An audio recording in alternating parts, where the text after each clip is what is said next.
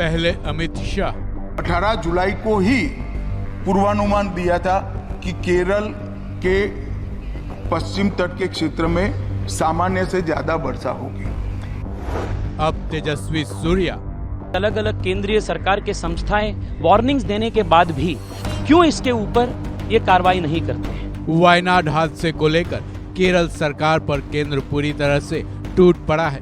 वायनाड हादसे का दोषी केरल सरकार को ठहराने पर तुला है। संसद में पहले अमित शाह ने केरल सरकार पर जमकर हमला बोला। उसके बाद संसद के बाहर अब बीजेपी सांसद तेजस्वी सूर्या ने भी केरल सरकार पर जमकर हमला किया है।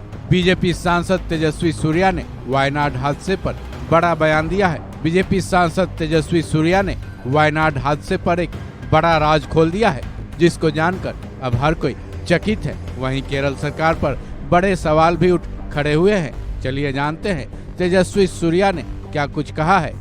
देखिए, पिछले 5 साल में देश में जितने भी लैंडस्लाइड्स हुए हैं उसमें 60% से ज्यादा लैंडस्लाइड सिर्फ केरला में हुए हैं। हर साल केरला में लैंडस्लाइड्स होता है, हर साल आम जनता की मृत्यु होती है। कुछ दिन के लिए चर्चा होते हैं पर उसके बाद कुछ कार्रवाई नहीं होता है, लॉन्ग टर्म सॉल्यूशंस नहीं होता है। आज सदन में इस इश्यू को हमने उठाए थे और हमने पूछे कि वहां के सरकार बार बार अलग अलग एजेंसीज, अलग अलग केंद्रीय सरकार के संस्थाएं वार्निंग्स देने के बाद भी क्यों इसके ऊपर ये कार्रवाई नहीं करते हैं। एक हफ्ते पहले मतलब जुलाई 23 को माननीय गृह मंत्री जी ने, गृह मंत्रालय ने एक वार्निंग दिए थे केंद्र राज्य सरकार को कि आप इवैक्यूएशन कर दीजिए, वहां लैंडस्लाइड्स होने का संभावना है। पर उसके ऊपर भी काम नहीं हुआ, उसके ऊपर भी कुछ नहीं हुआ। इसी साल जनवरी 2024 के इसी साल IIT दिल्ली ने केरला सरकार को बताया था कि वायनाड और वायनाड के आसपास के इलाका हाई रिस्क और वेरी हाई रिस्क जोन है, वहां से आप 4000 परिवार को आप इवैक्यूएट कर दीजिए। वो भी नहीं हुआ।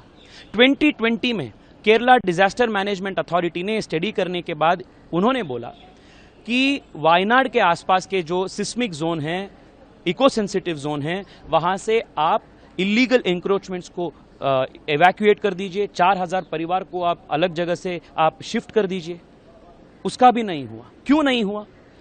केरला सरकार के फॉरेस्ट मिनिस्टर लास्ट 2021 में के राजू उनका नाम है, केरला सरकार के फॉरेस्ट मिनिस्टर ने असेंबली में बयान दिए कि हम इलीगल एनक्रोचमेंट को इसलिए नहीं हम क्लियर कर पा रहे हैं क्योंकि पॉलिटिकल प्रेशर है और कुछ रिलीजियस ऑर्गेनाइजेशंस के प्रेशर है।